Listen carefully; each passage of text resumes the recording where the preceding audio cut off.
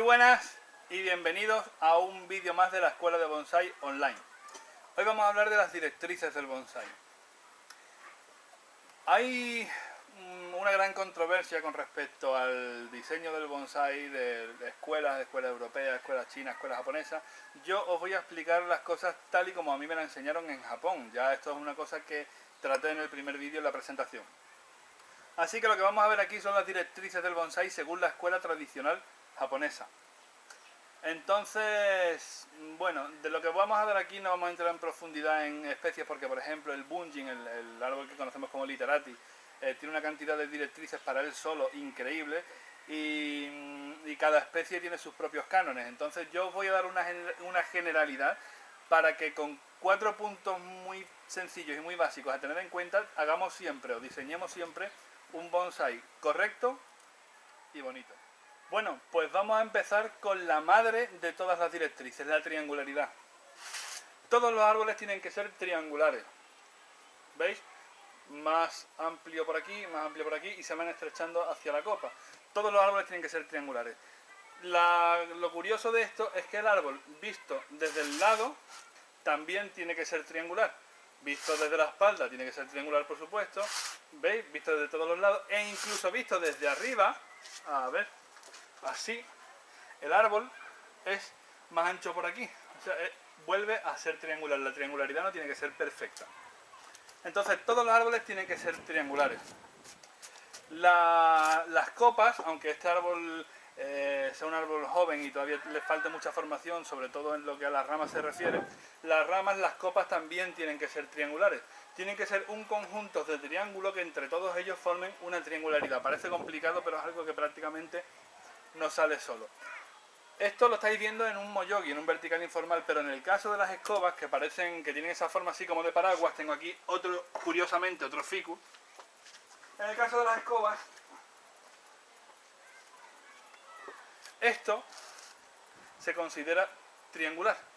Aunque lo veamos que es redondo, porque el ápice siempre hay que hacerlo redondeado para dar una sensación de vejez en la composición, porque los árboles puntiagudos son árboles jóvenes y los árboles añejos son árboles muy chatos por arriba. Entonces, aunque nosotros hagamos el ápice aplanado y tenga esta forma así un poco de paraguas, esto se considera triangular. Igualmente es triangular desde los lados, desde la espalda y desde arriba también, que no lo voy a volcar porque este es una Kalama Kiryu y se podría salir la tierra. Este árbol es de mi mujer, que le gustan los árboles que parecen árboles. Entonces, esta es la primera de las directrices, ¿verdad, Nina? Esta es la primera de las directrices y la más importante, la triangularidad. Nuestros árboles tienen que ser triangulares y en el caso de dobles troncos, de triples troncos, tienen que ser triangulares y entre todos volver a formar una triangularidad. La triangularidad es la clave de todo el bonsai. Bonsai que veáis que está hecho de alguna forma así un poco rectangular, que se ven algunos, porque aparte es un sinsentido, porque las copas más bajas quedan tapadas por las copas más altas. De esta forma siempre sobresale la copa de abajo por delante, o sea, sobresale sobre la rama de arriba. Entonces percibe sol, vuelve a percibir sol. Entonces es algo que la naturaleza se da de forma natural y nosotros, como lo que hacemos es imitar a la naturaleza, pues nosotros buscamos siempre en bonsai la triangularidad. La madre de todas las directrices y la primera es la triangularidad. La siguiente regla súper importante en el diseño de los bonsai es que las ramas tienen que estar siempre en los exteriores de las curvas. ¿Veis? Esta podría tener una aquí, que sería la primera curva, pero esta no la han dejado porque es muy baja. Tiene la primera rama en el exterior de una curva, la segunda rama en el exterior de una curva y ya, vamos, ya la parte de arriba sigue así un poco más recta, entonces es menos evidente, ¿no? Pero las ramas siempre en los exteriores de las curvas. Nunca puede haber ramas saliendo del interior de una curva. En el caso que necesitemos que este hueco se cubra de alguna manera, lo que haríamos con una rama trasera, cubriríamos ese plano visualmente, pero nunca la salida de una rama sería en el interior de una curva. Así que la segunda directriz importante en el diseño de bonsai es las ramas siempre en los exteriores de las curvas. Otra de las directrices muy importantes en todos los árboles, excepto en el caso de los juníperos, es la conicidad. El bonsai siempre tiene que ser cónico, es decir, tiene que ser más bajo, más ancho en su base que en el resto del árbol. A medida que el árbol va ascendiendo se tiene que ir estrechando. En el caso de los juníperos, por el tema de las maderas muertas, muchas veces en la base es más estrecho y luego arriba hay algún abultamiento, algo, y eso en el caso de los juníperos no se considera un error. Pero en el resto de los árboles la base siempre tiene que ser más ancha que el resto del árbol, tiene que ir estrechándose a medida que sube. Y luego en el caso de las ramas pasa exactamente lo mismo. La rama en su nacimiento tiene que ser más ancha que en la parte más distal de la rama. Eso tiene que pasar en todas las ramas. Otra curiosidad de la conicidad, que a medida que van ascendiendo las ramas en la estructura del árbol, tienen que ir siendo más delgadas. La primera rama tiene que ser más gruesa que la segunda rama tiene que ser más gruesa que la tercera tiene que ser más gruesa que la cuarta, y así sucesivamente.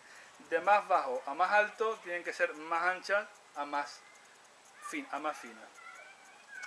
Eso es la conicidad. Un error grave que tiene difícil solución en el caso de los árboles es la conicidad invertida famosa, cuando la base es más estrecha y en una parte más alta hay un abultamiento, o el árbol se ensancha por algún motivo, porque es lo que se dice el efecto rueda de carro, ¿no? Que hayan salido muchas ramas alrededor en un mismo punto y eso ensancha.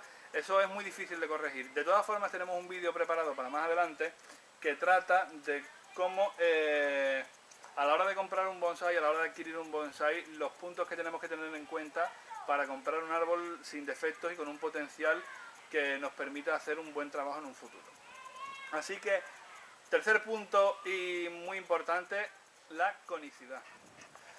Y el cuarto y último punto que vamos a ver hoy con el tema de las directrices, porque ya os digo que esto es algo totalmente genérico, que no entramos en especies ni en diseños, es el movimiento del tachiagari. Nina, ponte aquí. Aquí. Ahí. El movimiento del tachiagari. ¿Qué es el tachiagari? El tachiagari es el tramo del tronco que comprende desde la base, desde el nebari, hasta la primera rama. O sea, esta parte de aquí sería el tachiagari. El tachiagari tiene que tener siempre un movimiento de izquierda a derecha o de derecha a izquierda. Tiene que tener la salida la salida del tachiagari tiene que ser siempre hacia un lado u otro, hacia la izquierda o hacia la derecha. ¿Esto por qué es así? Bueno, en el caso de los árboles, como os he enseñado antes en escoba, que la salida del tronco sea recta, o en el caso de los chocán, que son vertical formal, estos árboles no tiene ningún sentido el tema del movimiento del tachiagari. Pero en árboles con movimiento, como en el caso del moyogi, el movimiento tiene que ser siempre de izquierda a derecha, de derecha a izquierda, por un motivo muy sencillo. Si nosotros pusiéramos, o sea, aquí estáis viendo el movimiento de derecha a izquierda para vosotros. Y si lo ponemos aquí, veis el movimiento del tronco de izquierda a derecha. Entonces estáis viendo un buen movimiento del árbol. El árbol adquiere un carisma, una gracia por este punto, ¿no? Entonces, claro, si yo pusiera el árbol así, con este frente, que sale el tachiagari de atrás hacia adelante, vosotros el impacto visual que tenéis, vuestra percepción es un tronco totalmente recto cuando no es real. Si lo hago así, a ver la etiqueta, si lo hago así, al contrario, vamos, un momentito, pongo la etiqueta por aquí, ahí. Y si hago esto, es exactamente lo mismo. Estáis viendo un tachiagari que va de adelante hacia detrás, y entonces el punto de vista vuestro es un árbol totalmente recto cuando tampoco es real. El árbol tiene movimiento y nosotros siempre tenemos que explotar al máximo el movimiento del tronco. Así que la cuarta regla, la cuarta directriz o la cuarta norma de la escuela de bonsái tradicional japonesa es que el movimiento del tachiagari en árboles que tengan movimiento, como es en el caso de este moyogi, de este vertical informal, te manchado, Nina, tiene que ser de izquierda a derecha o de derecha a izquierda para que el punto de vista sea siempre con un movimiento. Bueno, pues aunque parezca mentira, estas son las 4 directrices que quería compartir con vosotros y con vosotras de la escuela tradicional japonesa. Esto, aunque parezca muy sencillo, aunque parezca que me he quedado muy corto dando explicaciones y compartiendo un poco lo que son las directrices, es todo lo que necesitamos para diseñar un buen bonsái. Con esos 4 puntos, vamos a tener un árbol siempre bonito y siempre correcto. Solo hay que tener esos 4 puntos en cuenta. Ya está. A medida que vayamos evolucionando en la escuela de bonsái online y vayamos entrando en materia, ya iremos entrando también en los diseños, las directrices que tiene cada árbol y en una cosa un poco más complicada. Pero vamos, de momento lo que necesitamos saber para trabajar y para diseñar un árbol correctamente son estos 4 puntos. Para todos los que estáis participando en Bonsai Zero, que afortunadamente sois muchos y yo os lo agradezco, estos son los 4 puntos que vamos a tener en cuenta a la hora de diseñar nuestro Bonsai Zero. Vuelvo a repetirlo, puede parecer incluso ridículo de lo breve que es, pero con estos 4 puntos, a la hora de diseñar nuestro bonsai, con el alambrito que me he mandado, y nos pongamos a alambrar el árbol, a diseñar la estructura de unos pequeños puntos que os voy a resumir, que ya están fuera de los 4 puntos que os quería dejar claro de las directrices, es que en la estructura del árbol, si la Nina tiene bien... Nina, venga. ¿Cuánto va bien? En la estructura del árbol, a medida que va subiendo la ramificación, la distancia entre ramas se va acortando. Es decir, de la primera a la segunda rama, la distancia es mayor que de la segunda a la tercera. Y de la segunda a la tercera, la distancia es mayor que de la tercera a la cuarta. A medida que va ascendiendo el árbol, la distancia entre las ramas se va acortando. Eso pasa de forma totalmente natural, igual que la conicidad en la naturaleza, igual que la triangularidad. La disposición de las ramas quizás no sea tan selectiva, pero bueno, nosotros lo que hacemos es imitar a la naturaleza. Que el bonsai, sin ser una ciencia, lleva siendo estudiado más de 2000 años ya, entonces todas esas peculiaridades que nos da la naturaleza ya se han pasado a ser, o sea, ya se han convertido en una norma en el bonsai, en una regla. Entonces, aunque el bonsai yo no pienso que es algo matemático, yo no lo considero como algo matemático porque tiene un gran factor artístico, los japoneses ya han convertido en directrices lo que en la naturaleza se da de forma casual, lo que se hace de forma natural. Entonces estas son las 4 directrices. Y ya os he resumido, ya os he comentado. A medida que va ascendiendo la ramificación, la distancia entre ramas se va acortando.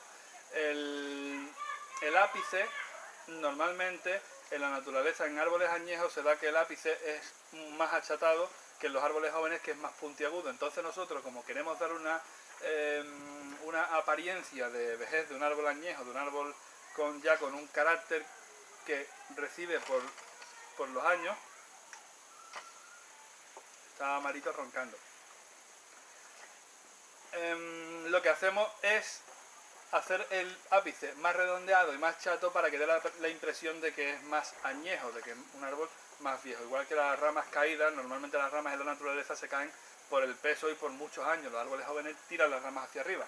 Entonces nosotros lo que queremos aparentar siempre, al contrario que en la vida real, que queremos aparentar ser más jóvenes, algunos, otros nos da igual. Aquí queremos aparentar mayor vejez. Entonces lo que hacemos es bajarle las ramas como si el peso de las ramas ya hubiera cedido la estructura. Entonces nosotros lo que nos dedicamos en bonsai es a imitar la naturaleza y a hacer una interpretación artística de lo que a nosotros nos parece más bonito o más llamativo del bonsai. Lo que queremos hacer siempre en bonsai es aparentar que un árbol joven como este, que tiene 19 años, aparente que sea un árbol de 100. Entonces eso lo hacemos mediante técnicas y mediante, no engaños, no trucos, pero bueno, nosotros también maquillamos a los árboles y le damos la forma que nosotros queremos que tengan. Así que bueno, hoy breve, pero lo breve sí bueno, ¿no? O lo bueno sí breve. Lo bueno sí breve, 2 veces bueno, soy un hacha.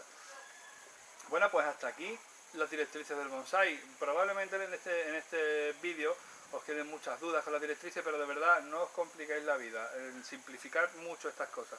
Estos 4 puntos para árboles con movimiento os sirven perfectamente. Para árboles rectos como el chocán, el vertical formal como el ficus mío grande este que tanto os gusta, es lo mismo, la primera rama más distante de la segunda a la tercera menos, tal, la triangularidad exactamente lo mismo. Lo único que no tendría sería el movimiento del tachiagari, porque el tachiagari en este caso es totalmente recto.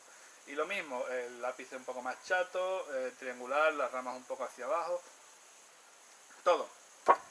Así que bueno, vamos a pasar ya a el preguntario.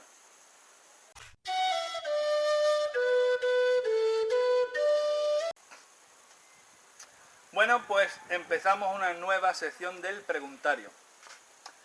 Alex Salom nos pregunta: hola de nuevo, David. Hola.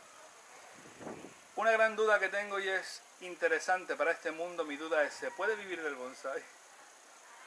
Si yo lo supiera. Sé que tu sueño sería ese, pero ¿hay algún japonés que viva de ello?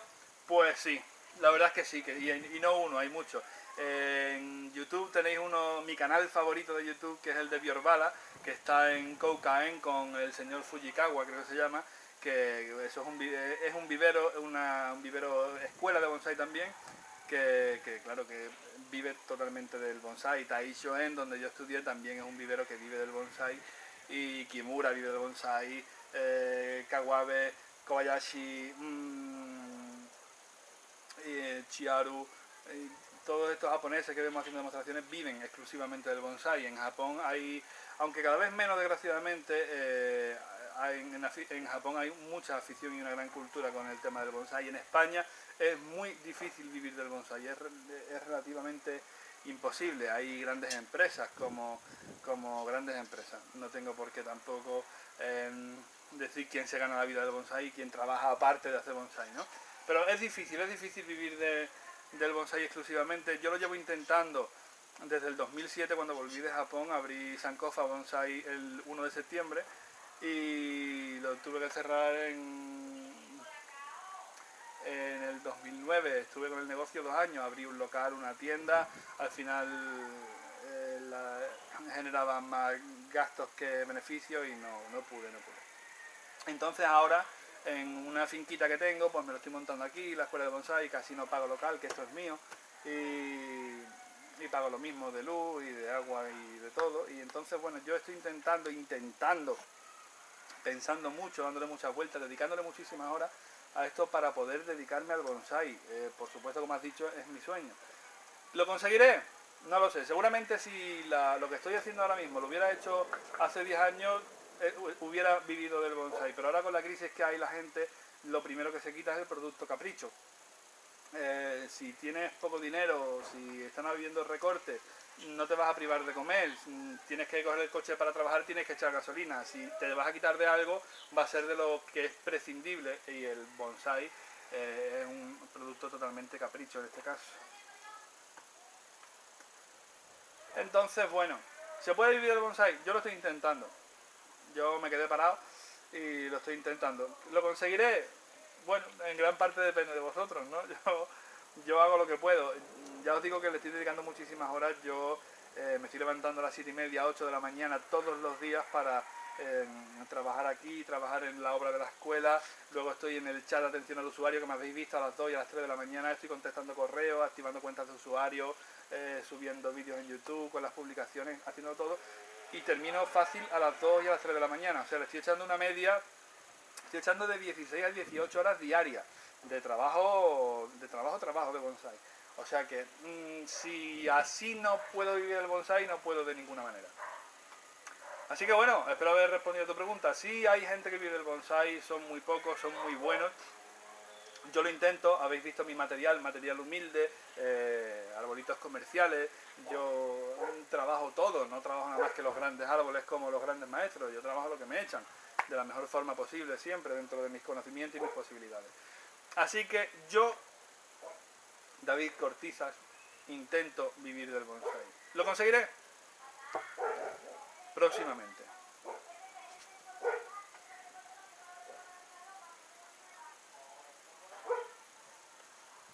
Siguiente pregunta.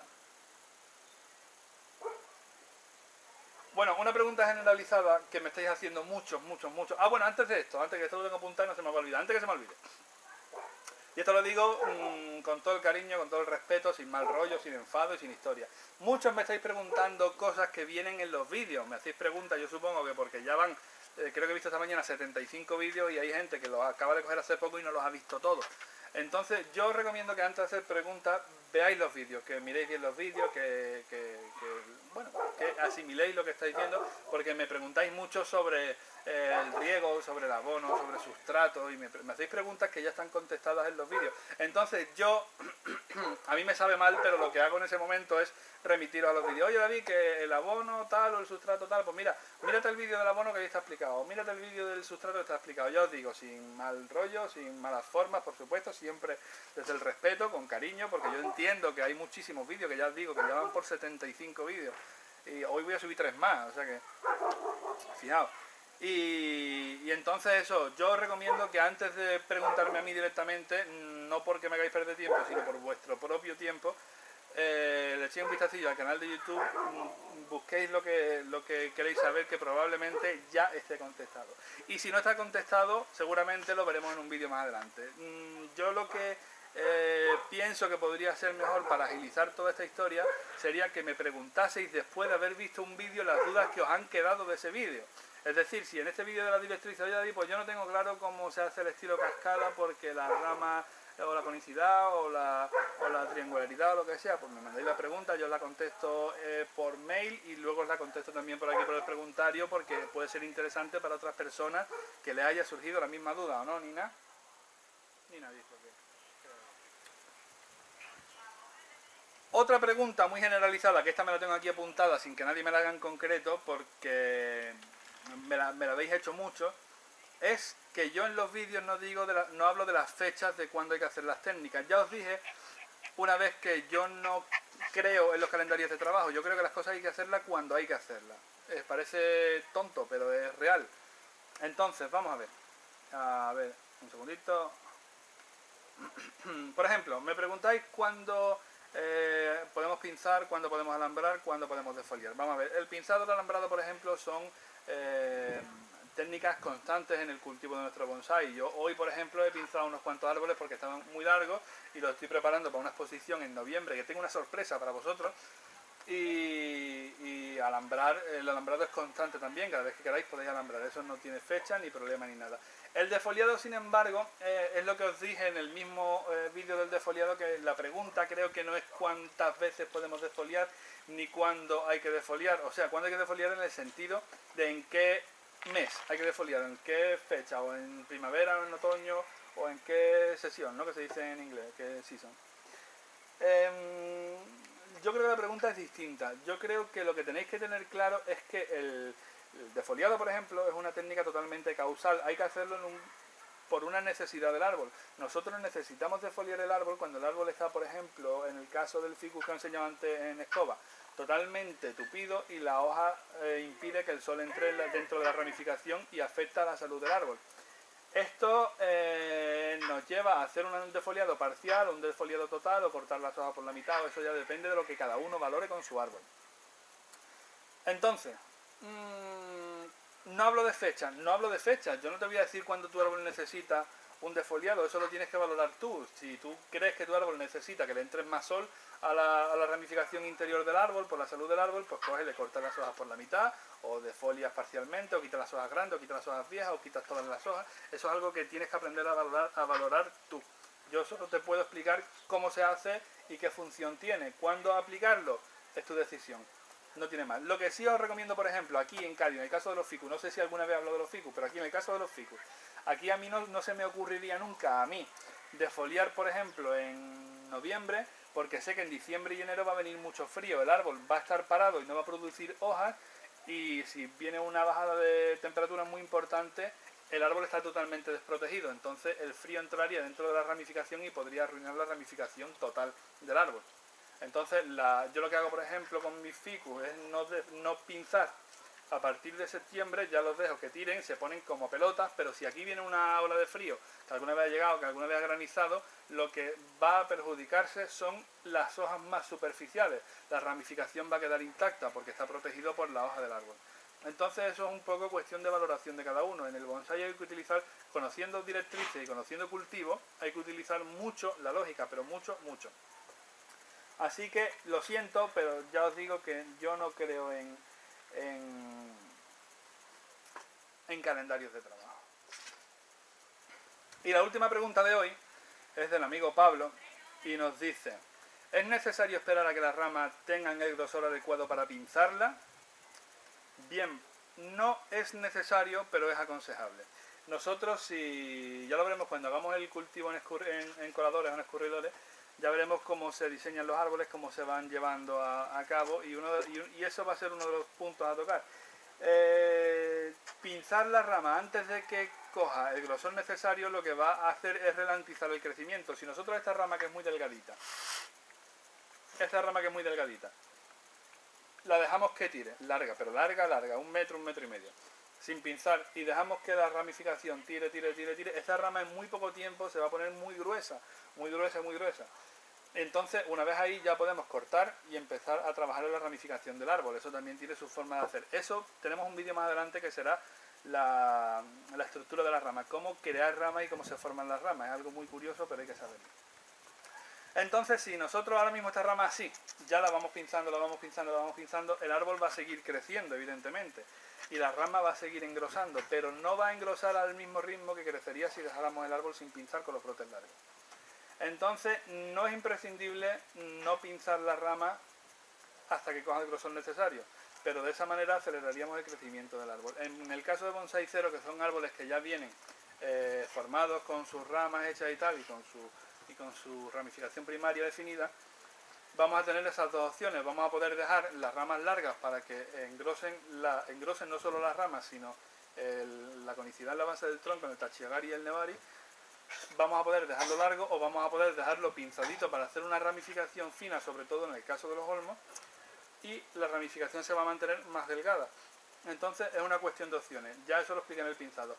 ¿Quieres la rama que engrose rápido? No pinces, deja que tire largo. ¿Quieres mantener la rama en este grosor o un poquito más y ir trabajando ya la ramificación fina? Pues ya puedes ir pinzando, que es lo que va a retroceder la rotación. De todas formas, si ya has pinzado, si ya has cortado y tienes la rama así como esta, que la Nina no deja verlo porque ella es más protagonista que nadie.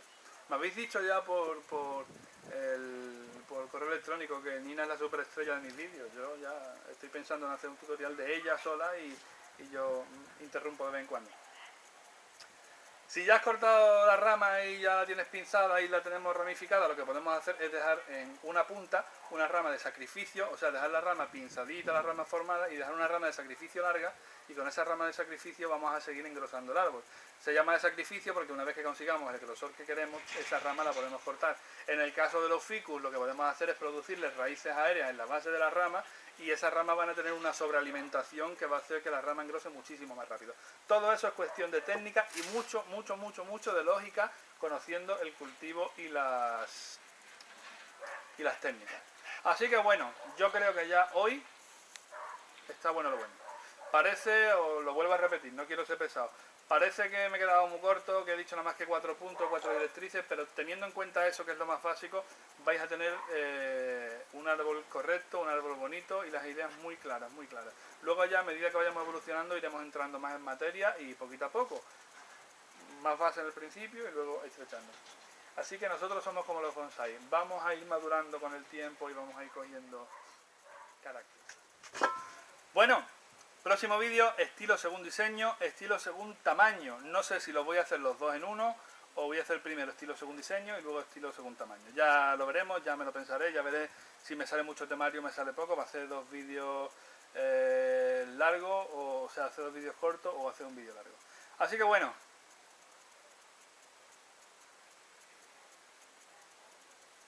¿Tú qué dices, Nina? Nina está aquí ronroneando.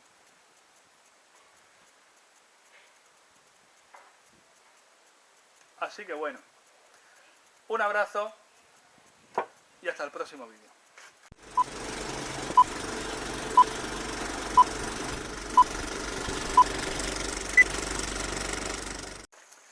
El bonsai tiene tantas directrices y lleva tanto tiempo siendo estudiado. Voy a estornudar. A todo eso, a todas esas, vamos a ver cómo lo digo.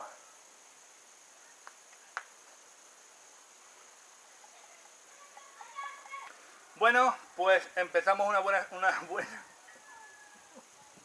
Pienso poco, pero pienso, y lo dije el otro día.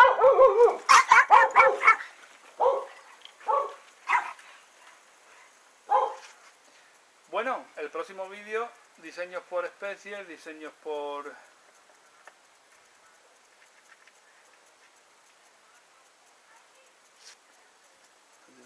Foliado, alambrado, directrices, estilo según diseño, estilo según tamaño, macetas.